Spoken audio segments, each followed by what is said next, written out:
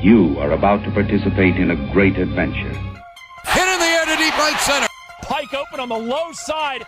Greg Pike, believe me, sweetie, I got enough to feed the needy. No need to be greedy. Mad friends with Benzes and C notes by the layers. I love it when you call me Big Papa. It is high. 5 seconds left in the game. Do you believe in miracles? Yes! It is far. Don't give up. Don't ever give up. It is gone. You're listening to the Tom and Jerry Show. What up, what up, what up? Welcome back to another episode of the Tom and Jerry Show.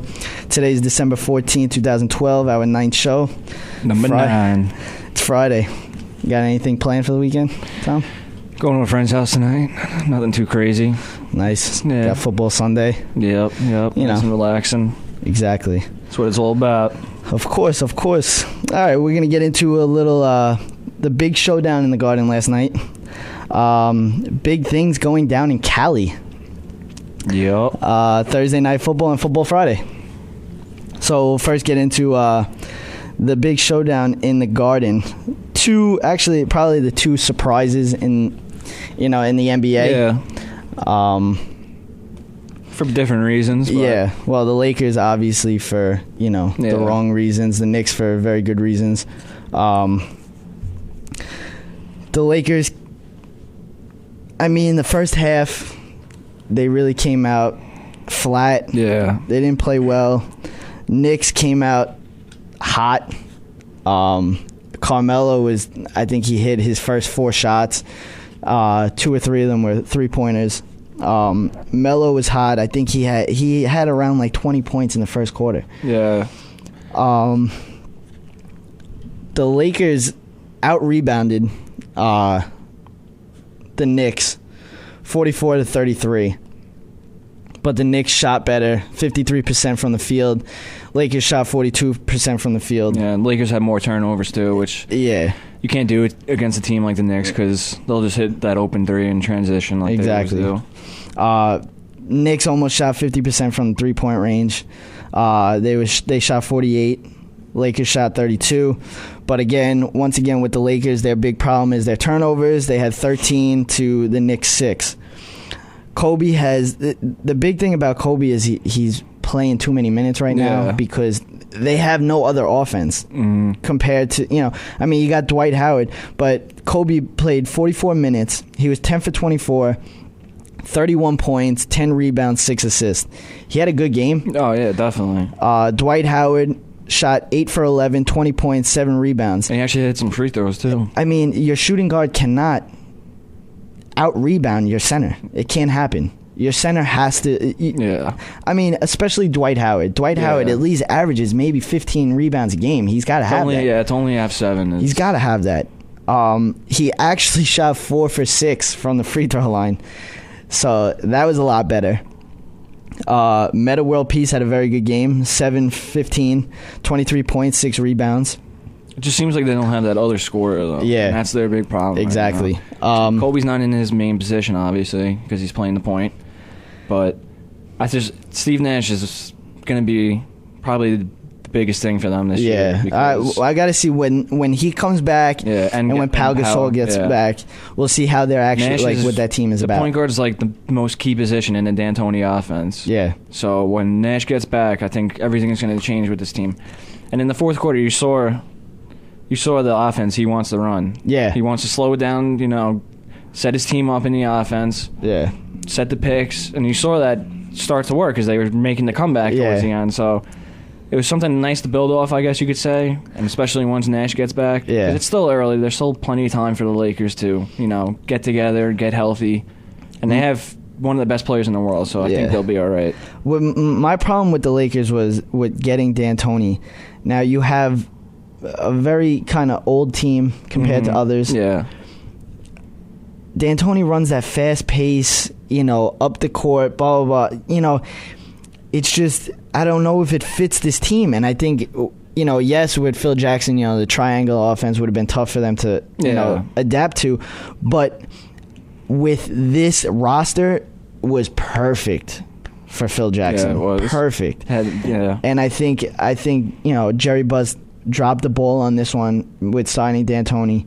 But I don't think that they're going to be terrible this year like they are right now. Yeah. I think they're going to turn it around. Yeah, definitely. The Lakers are 1-11 when Kobe scores 30 or more points. That can't happen. Yeah. You never thought you would hear that. And the last time the Lakers were 5 games under 500 was 2004-2005 season.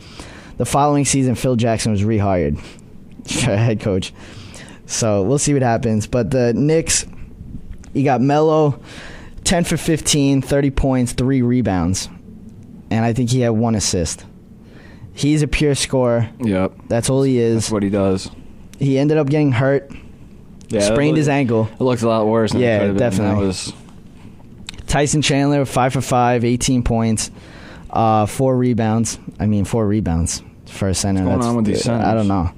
The Knicks have been getting out-rebound in a lot of their games. Yeah. They're lucky that they're shooting the ball very well right now. And that's the point we always bring up on this show about the Knicks, because they get out-rebounded, like we said. The shooting can't stay like this, so it's gonna catch up to them eventually. They have the defense, but yeah. Felton was 9 for 26, 19 points. J.R. Smith was 7 for 14, 18 points, 3 rebounds. Jason Kidd 1 for 2, 5 points, but he had 9 rebounds. Wow, 9 rebounds. He out-rebounded everybody on the Knicks. Like that's bad. Novak 4 for 5, 12 points, 4 for 5 from 3-point range. Of course, where else would he shoot? But the Knicks took this game. I know the Knicks fans aren't going to like what I'm about to say, but they did not impress me last night. The first quarter, they looked very good, but they were also shooting the ball very good. Yeah. The Lakers just were flat when they came out in the beginning. They fell down by too many points. Yeah. They made halftime adjustments. They came out and definitely after halftime they played very well. Kobe was hot. Yeah, it's just the injuries. When you're missing a 7-footer and your starting point guard that one of the best point guards in the league. Yeah, it's going to be tough. With the Lakers, it's whatever. I know that they're going to pull it back together because you have Dwight Howard, you got Pau Gasol. Kobe's not going to accept failure. Exactly, and Kobe's not happy right now. Yeah, he's not going to. You can tell by the interviews that he's been taking. He's not happy. Yeah. The thing he's been saying is the Lakers lack stability. Mm-hmm. They don't, they can't really find their identity right now. So we'll see what happens. But we had a lot of things going on in California on the baseball side. Over there in LA. And, we've been talking about the Dodgers signing everybody. Well, now the Angels made a big splash. Signed I guess you could say the best free agent. Yeah. Signed Josh Hamilton, 5 years, $125 million. See, my thing with Josh Hamilton is, yes, he's a very good talent, very good baseball player, top player in the league right now. But he's just a very big risk. Yeah, it's a lot of risk or a lot of reward, especially with a big city. Yeah, I'm talking to LA, like Los Angeles. This is. It's going to be tough for him out there. Yeah. And then, also you got, Trumbo out in the outfield. Now, what are they going to do with him? Yeah. I was told, I heard that he might be moving to third base or he might be traded, but then the Angels GM came out saying that Trumbo wasn't going to be traded.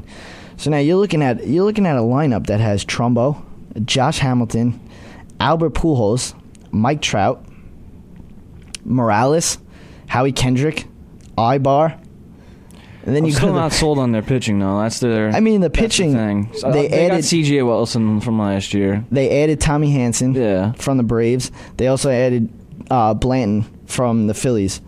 So you're looking at Jared Weaver, who's one of the best pitchers in the game. Yeah.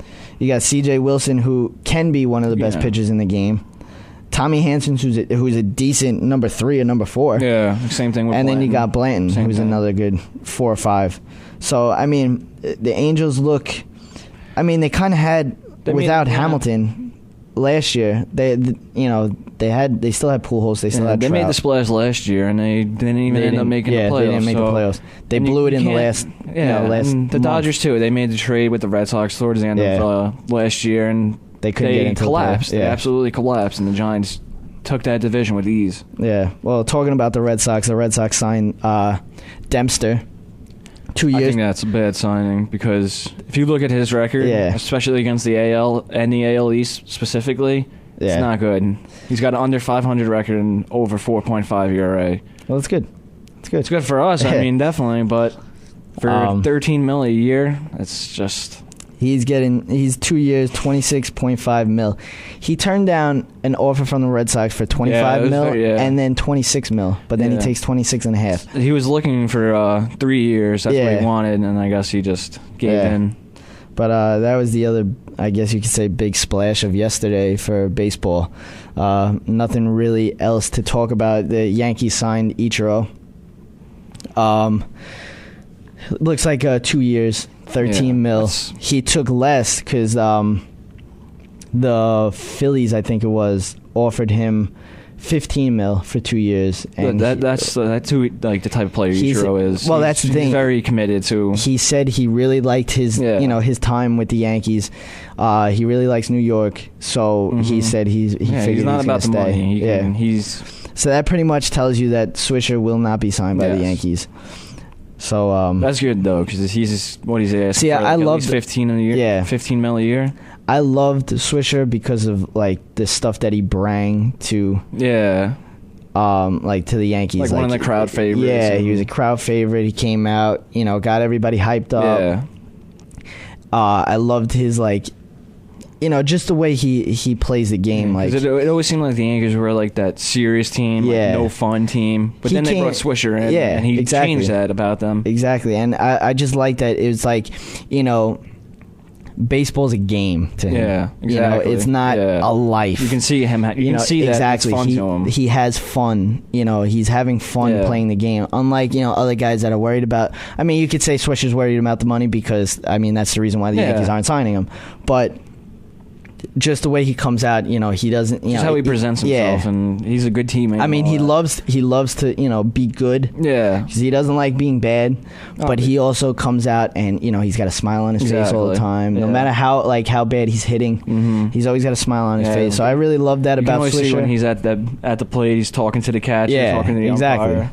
But we'll go on to the Thursday night football game. First half. Close game. It was a good game. Second half wasn't not so much. The Bengals came into that game 7-6. Eagles came into that game 4-8. At halftime, it was 13-10.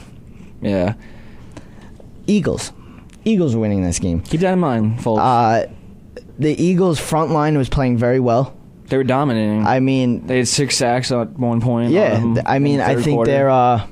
I think they were maybe 28th in sacks. Mm-hmm. They had 6 sacks on the day. They made Dalton fumble twice. Yep. But then the second half came. And the turning point was the Leon Hall interception. Yes. The underthrow from Nick Foles. Yes. Well, going to that. After that, it was just destruction. Yeah. Going into that was Foles' first interception in his last 169 passes, the longest current streak in the NFL. Which is surprising, especially for a rookie. It is 3 games though. Yeah. So, but so the second half came along and the Eagles just straight up fell apart. I was watching the game, and after that pick, they scored, and then Bryce Brown they were just fumble again. after fumble after fumble. This guy Bryce Brown is very good talent. He's a very good talent. He's quick. He actually reminds me of LaShawn McCoy. Mm-hmm. He doesn't have the moves like LaShawn McCoy, but he's got the speed and everything. But this is his fourth. Yeah. This is his 4th fumble in 4 games. And they come at big times against the Cowboys. Ended the game. Yeah, it ended the game last week. 2 weeks ago. And this one wasn't even like he was running and someone stripped it. He never had a handle of the ball. Off the handoff, he got hit. The ball came out. Then they fumbled it 3 more times. It was. I couldn't believe what I was watching. It was I feel you got to feel bad for those Philly fans there. I mean, like, what are they watching in that second half? Dalton was 13 for 27, 127 yards, and a touchdown, no interceptions, but he had the 2 fumbles. And he had that defense behind him.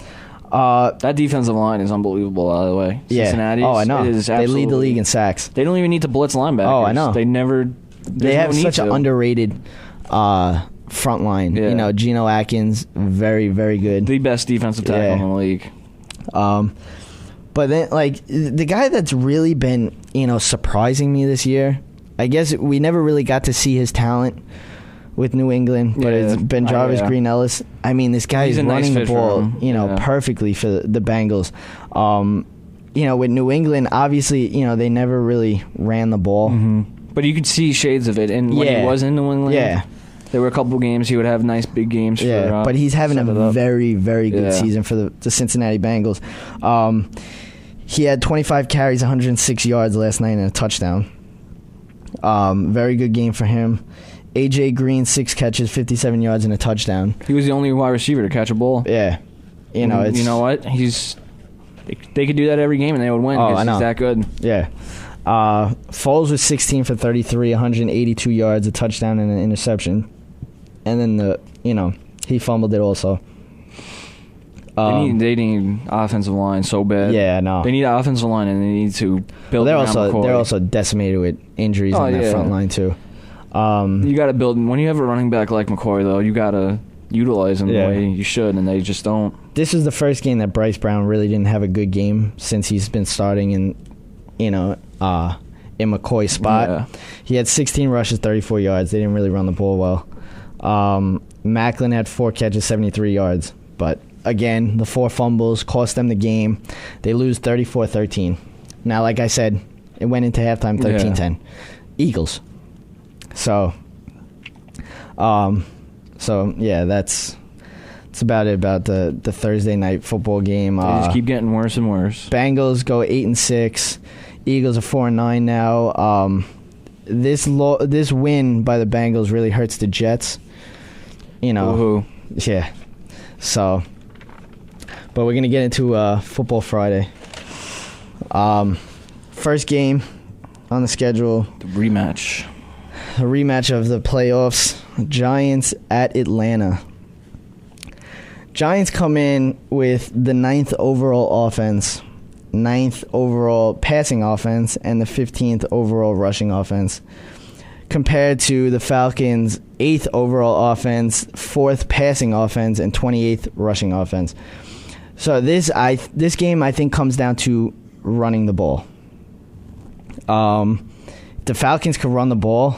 I mean, I don't think the Giants are going to be able to stop it. I mean, if they can run the ball, they're definitely not stopping that pass.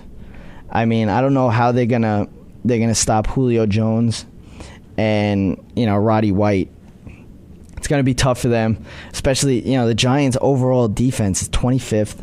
They're 27th in passing defense, and they're 22nd in rushing defense.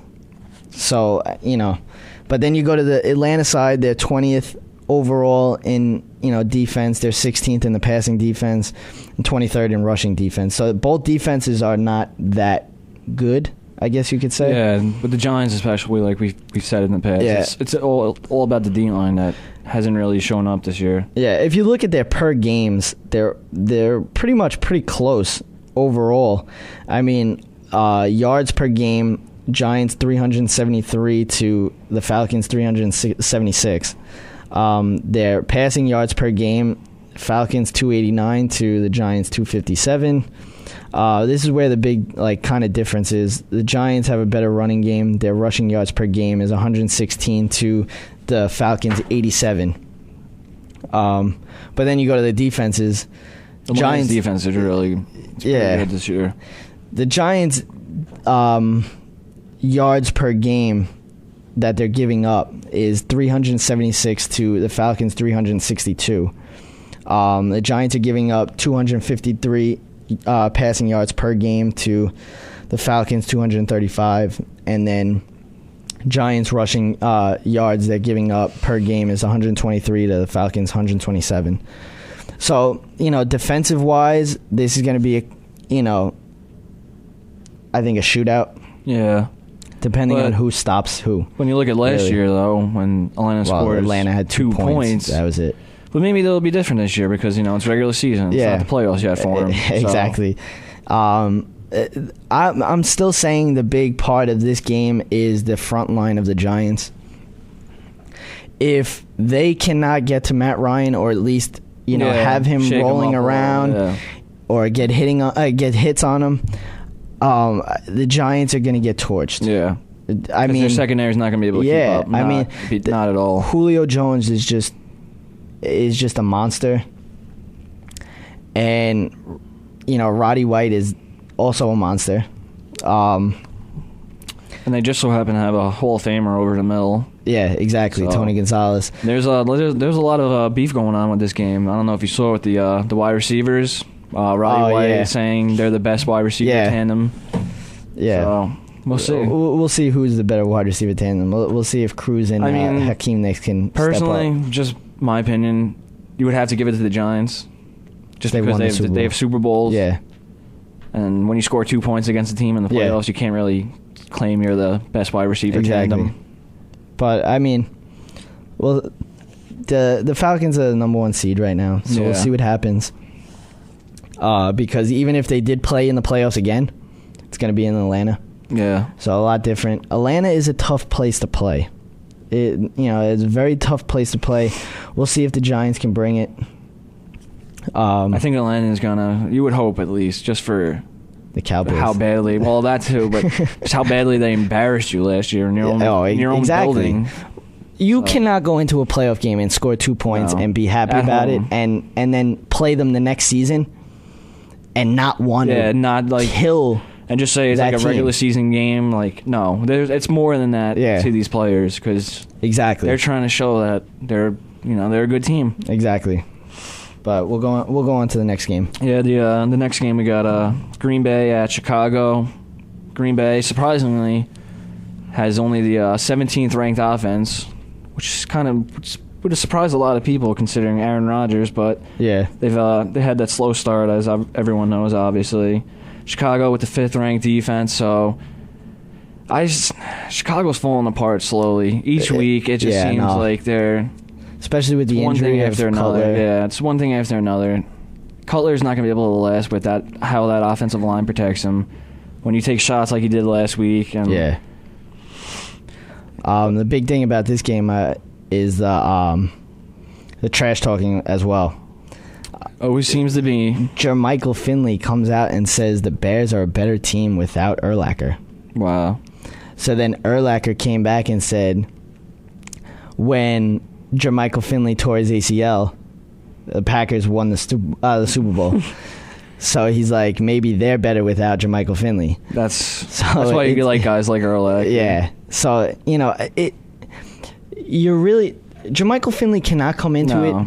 Yes, he's a very good talent if he can catch the ball. When he had a season like this, if he doesn't catch the ball, I mean, he has a very big problem dropping passes.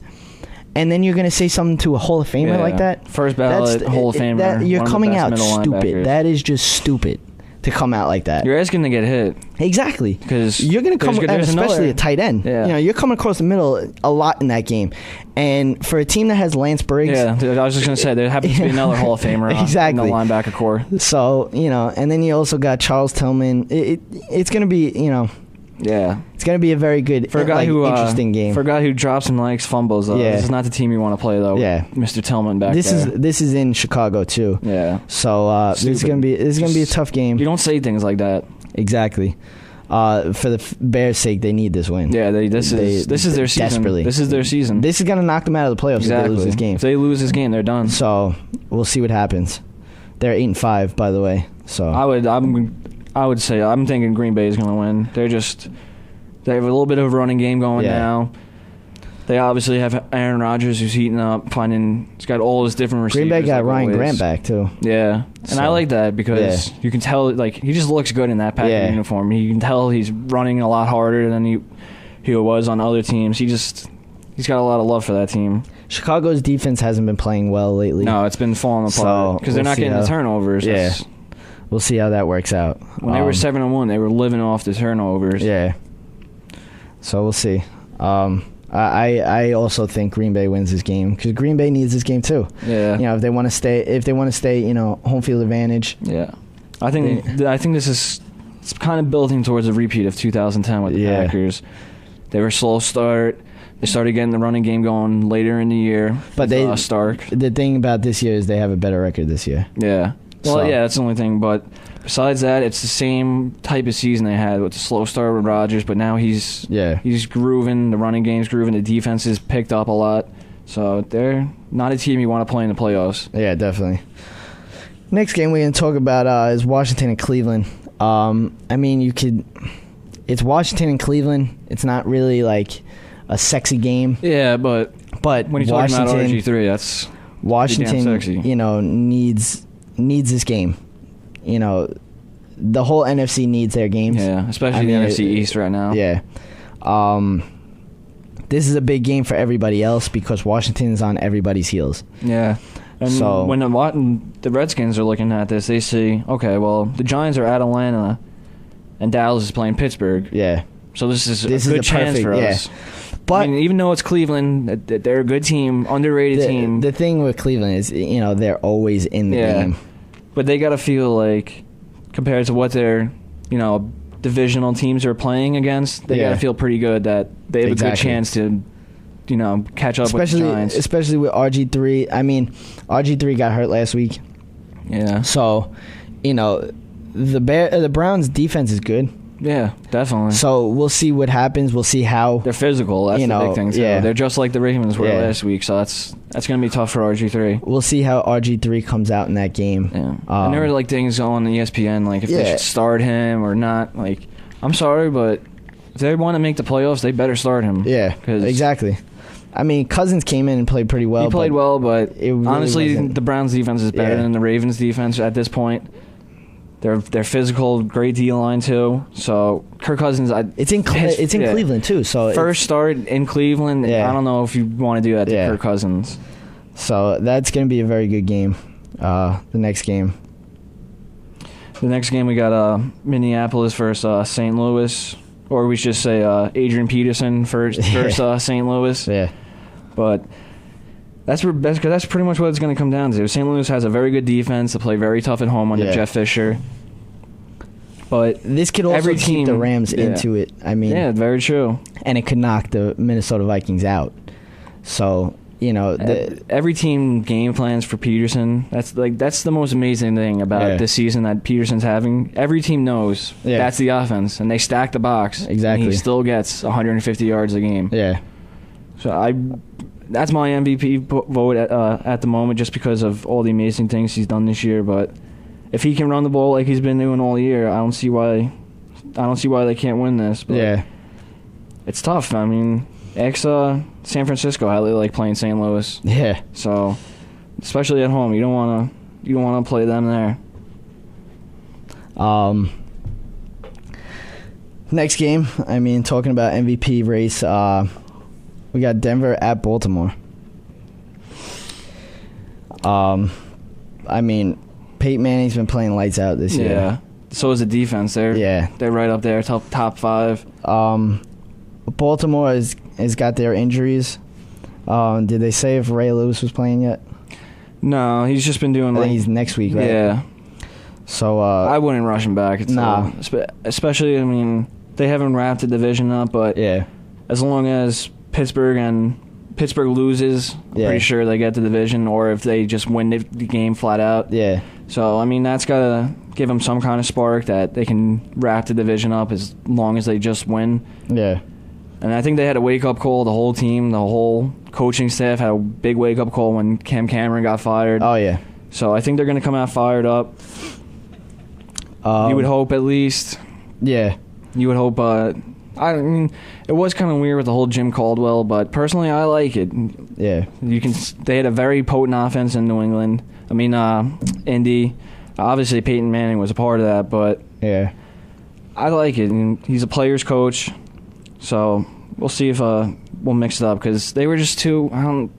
Something wasn't flowing on the offense with Cam Cameron. You could just see it. Something just wasn't right. It always seems like it would be 3rd and 6, 3rd and 8, those long third downs, and then Flacco sits in the pocket for an hour and gets sacked. Yeah, so it's something's got to change. They got to do the quick throws. Yeah. Just so happen to have one of the best running backs in the game. Did they say anything about Suggs? What's the deal with him? I think he was trying to play off like emotion last week, but I think I don't think it's going to work. I mean, that's out. a little insane to come out with that type of injury, especially when you're a linebacker and your role is to tackle. You need that. So I think he's pretty much done. I think that's going to be a very good game. No, yeah, definitely because I think the fact that it's in Baltimore helps the Ravens obviously. So definitely. The next game, Indianapolis at Houston, big game. Yeah, this is a very big game. Big game for other teams too. Other teams as well. Indianapolis, is coming into this game at 9-4. It's very surprising 9-4. The Texans coming into this game 11-2. Now Indianapolis plays them one more time, the last game of the season. So now this is what they did. I like this layout they have with Indy and Houston. Oh yeah, because this could, the Colts could take over the number 1 seed. Yeah. If Houston loses these 2 games to Indy Houston wins. Can go from 11-1 to a wild card spot. Yeah, they're going. Right now because of the loss to New England, they're 11-2. 3 games left. Colts are 9-4, and if the Colts can beat them twice, that's the tiebreaker. They got the same record, and they have the tiebreaker. So I don't know if they're gonna win the number 1 seed because the Patriots. New England already beat them too. So so we'll see how that works. But this is interesting too. Like this is big Indy and because Houston. now we're talking.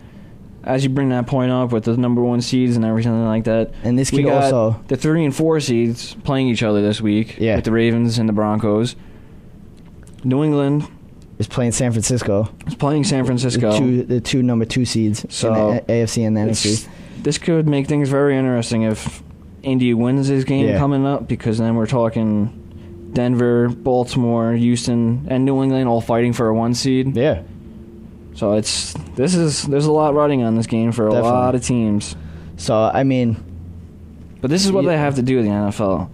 When they gotta make it interesting. Exactly, at the end. The Ravens and Steelers. I really like what they when they came out. I think it was a year or 2 years ago when they said that they're pushing the divisional games. The divisional games will be later in the season. When you're talking Baltimore and Pittsburgh, top 2, 3 rivalries in football right now. Yeah. Personally, I think it's the best, but when they already played each other twice, and now we got Indy and Houston who still haven't played each other at all, it should be the opposite because Baltimore and Pitt is just one of the biggest things, so you would expect that.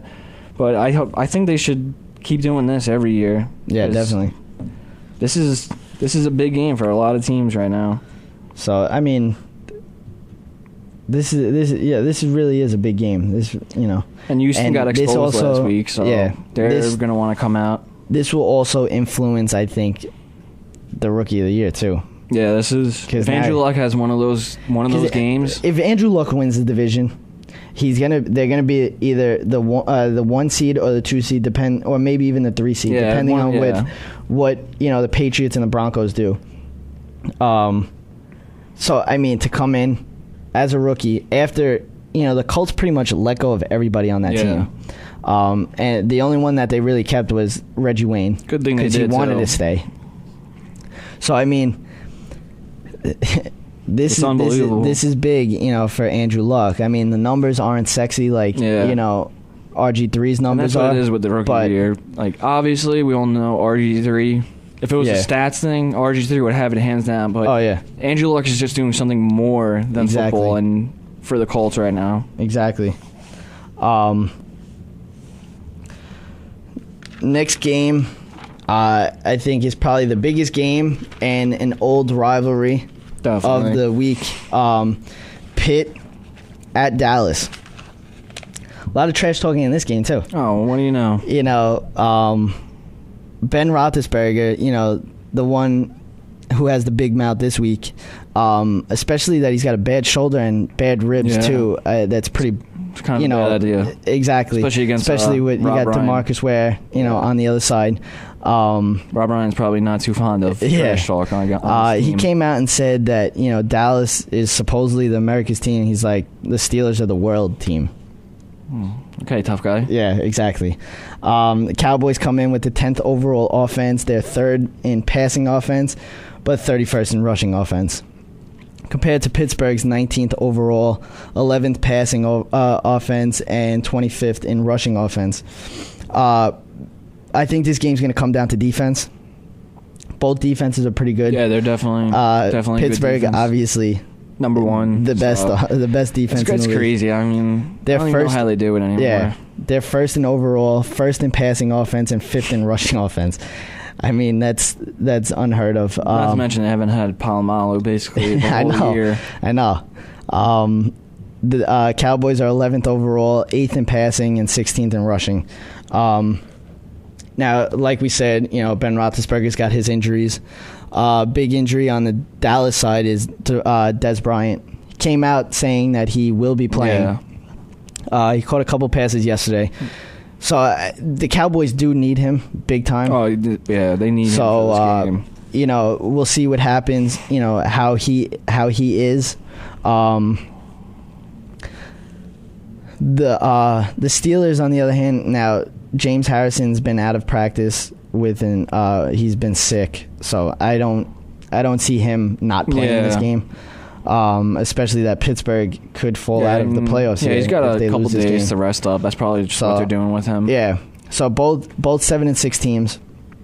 I mean, the Steelers are in the playoffs right now. I would really say need that the Cowboys to win here. I would say that this game is bigger for the Cowboys. So I mean, and it's easy to say this, but the Cowboys need to run the ball. Yeah, that's exactly. But you know what? They've been running the ball pretty well with DeMarco Murray. So they need to keep that up. That's what you have to do on the Steelers. You have to pound them. You have to keep going at them. Set up the play action for Romo. Yeah. And if Dez can catch, he'll catch him. It's not even Des Bryant anymore. Des Bryant's really showing what he's got. It's the other guy. The guy that is really annoying me this year is Miles Austin. He disappears for like halves on end. Yeah. And it really and then he'll come out with like one of those amazing catches for a touchdown or something like that, like he did against the Giants in Week 1. But it's just if he could play what he showed when he first broke out and had contract, that big season. Yeah. Then the next season he had a good season. If he could come out and do that fully, and then Des Bryant do what he's doing lately, they're a top wide receiver. Oh, definitely. Core. So, my thing is if the Cowboys can step up. I mean, if they could step up the rest of the season here with the next 3 games, they got Pittsburgh home, New Orleans home, and then they're at Washington. So, I mean, New Orleans is reeling right now. They're just playing spoiler. Two losses back to back. Pittsburgh's reeling also. Injuries just Roethlisberger had a bad game last week. And then you got Washington. So, you're at Washington. If you want to make the playoffs, you got to beat the best. Yeah, and, exactly. Especially that the way that the Redskins embarrassed them on Thanksgiving. I mean, they only lost by 6? Yeah. But it seemed it was worse than that. I mean, Cowboys played good. Like the second half, they played good in that game. But this is a big game. We're gonna see what Dallas has. If they want to prove everyone wrong, exactly, about the past couple of years, they would know how big and how important this game is to them. I mean, Romo pretty much proved everybody wrong with his comeback win last week. Yeah. I mean, everybody says he's not clutch or anything, but he's got more comeback wins. That was the first step, but this is a big game. This is a big game because we're talking Pittsburgh's number one defense. They're a little bit better on the defensive side than Cincinnati, who just so happens to be really good at the same time. Yeah. So Dallas, on last week's game against the sack leading team, actually held them in check. Yeah. I mean, they only gave up 3 sacks. You hope it wasn't like the incident with the I know drunk driving. that's what you hope that it wasn't like just doing it for that. You hope they'll do it the rest of the year. The rest of the year. Another thing I just wanted to say about that whole drunk driving thing with Josh Brent. He was with his blood alcohol level. Yeah, I saw that. 0.18. Yeah. They said a guy his size had to consume at least 20 shots in 4 hours. Yeah. That is ridiculous. And but it's just, I don't want to go too much into it, but every team in the league has a service where if players go out drinking, all they have to do is call the number. They don't have to pay anything. The guy's paid off already. Yeah. They pick you up wherever you are, bring you wherever you need, and still people don't do it. Yeah. That's all I gotta say. I know. But we'll go on to the next game. Yeah, the next game we got San Francisco at New England with the number 1 point per game defense versus the number 1 offense in the league. It's crazy because San Francisco comes in giving up 14 points a game. By far the best in the league. Yeah.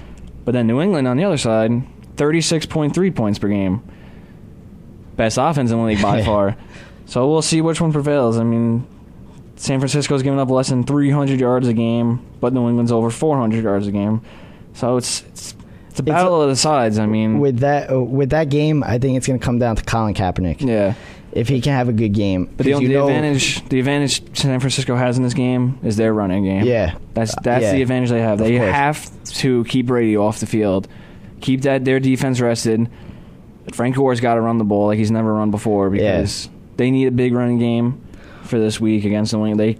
If Brady's on the field, they're going to score. Brady's going to do his thing. Yeah. He does it. It doesn't every matter week. that San Francisco has the best defense, especially that they're hot right now. Yeah. I mean, and at home, Houston has a top defense also, exactly. and I mean they put 42 points. I think San Francisco's a little. I know Houston's got a good defense, but there's just something about the Niners defense that it seems like they're just so much more disciplined than every other defense. They don't miss tackles. That's the biggest thing with the 49ers. Very rarely get penalties. They're just very well-coached, well-schooled defense. And they're very physical. Exactly. I really like that about their team. Their linebacking core is physical. By far the best linebackers. Navarro Bowman, Patrick Willis, Alden Smith. You would count Alden Smith as a linebacker. Yeah. Everyone says he's D-line. He's not. He's a linebacker. Exactly. He's a Suggs. He's a Suggs D-Ware. Yeah, exactly. The 3-4, D-Ware came up as an exactly. end. Suggs, they're all the same guy. They're guys that, have what... They play D-line in college, and they go when you go to the NFL, you go to the 3-4, and you become a pass rusher. Now you're a stand-up. So, and Alden Smith, by the way, has the most sacks through 13 games in NFL history with 19 and a half. So he's a very good chance of breaking a sack record. Yeah. Which I hope he does. He's a great player. He's unbelievable to watch what he can do because he doesn't look big, but he just overpowers offensive tackles. It's unbelievable. And him and Justin Smith is probably one of the best tandems with what they do on the line. So we'll see if those guys can get the Brady. It makes a difference. Obviously, you gotta rattle him. You can't get him from the sides. You gotta get right in his face. You gotta see now. This is a big game because now the Seahawks could end up winning this division. That's what it's funny because my dad's a 49ers fan, my brother's a 49ers fan, so I'm a Pete Carroll fan. I really I've something about Pete Carroll I really like, so I've been messing with him. I'm saying, well, when San Francisco loses at New England, and you guys got to go to Seattle to play them, and that's pretty much another loss. We're looking at, I think they'll be tied at that point, and I think that tie is going to come back to really kill them. So we'll see. We'll see what happens. This is gonna be a good game, but this is probably I would say the Pitt and Dallas this game is probably Denver Baltimore too. We got Peyton Manning and stuff, but I would say those two games are really the highlight ones of the week. Next game, unfortunately, we really don't have to get into it, but we figured we'd bring it up just because there's somewhat of playoffs involved. The Jets at Tennessee. Jets are 6-7, and the sad thing is they could make the playoffs. But like we said before, the Bengals game kind of hurt them. Yeah, but depending on they what just the got Steelers lucky with do. the last two teams they played. Honestly, the Jets. Yeah. I feel they have no shot at all. Yeah. When they play a real team again, we're gonna. They really find out who don't. They They really don't play a real team. I mean, they got Tennessee, which I mean, if Tennessee can run the ball with Chris Johnson, they'll be in good shape. But that's like another game that's an advantage for the Jets. Yeah, the next game you got San Diego, who's been playing terrible lately, and then you got Buffalo. So I mean, it's not really. I mean, they can win those, but I just think the other teams in the AFC take that. Exactly, I think that the Bengals take that last. I think the other AFC teams that are better teams are gonna. So I mean, that's pretty much all we got for that game. Yeah, I just quick input on it. Yeah, exactly. I want to know the people sitting down making schedules in the beginning of the year. I want to know what goes through their heads when they put together some of the Thursday night games they have, and like, you know what? I think this is the last one. Late in the year, you know what? Let's just do the Jets and Titans on Monday night. Yeah. Like, why not, right? No. I mean, we don't have San Francisco versus New England. We don't have Pittsburgh versus Dallas. Yeah. Denver at Baltimore. No, it's exactly Jets Titans. That's really going to keep the people's attention. I think they pulled that from Monday night. What one? I think they pulled the Jets game. I don't think they have that anymore. I think they moved that to a 4:00 game. As it should be, because so 2 weeks ago when you have a game, Carolina versus the Eagles on Monday Night Football, the prime time big game of the week, you can't have this late in the year. But what are you gonna do? But that's about it for today's show. Hope you guys have fun watching the games on Sunday. We'll be back next Wednesday for a little input. A little recap, quick, and a preview of Thursday night game. If there is one next week. Yeah. So, Tom and Jerry signing out. I'm Jerry. And I'm Tom. Be breezy. Thanks for listening to another episode of the Tom and Jerry Show.